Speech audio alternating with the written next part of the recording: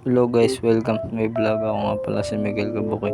Ngayon ipapakita ko sa inyo ang pang-apat na sikat na halaman na madali lang palaguin sa loob ng bahay dahil hindi na kailangan ng sikat ng araw. Pang-apat, golden pothos. Kung naghahanap ka para sa isang pangloob na halaman na halos hindi na kailangan ng anumang ilaw.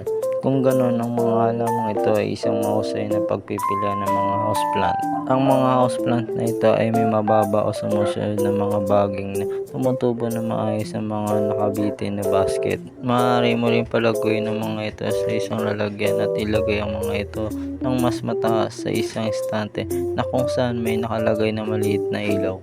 Kung maaari, tiyakin ang inyong mga halaman kung nakakuha ng katamtamang ilaw paminsan-minsan dahil ang paminsan-minsan na ilaw tumutulong upang mamatili ang sari-saring berde at dilaw ng mga dahon na maliwanag at buhay.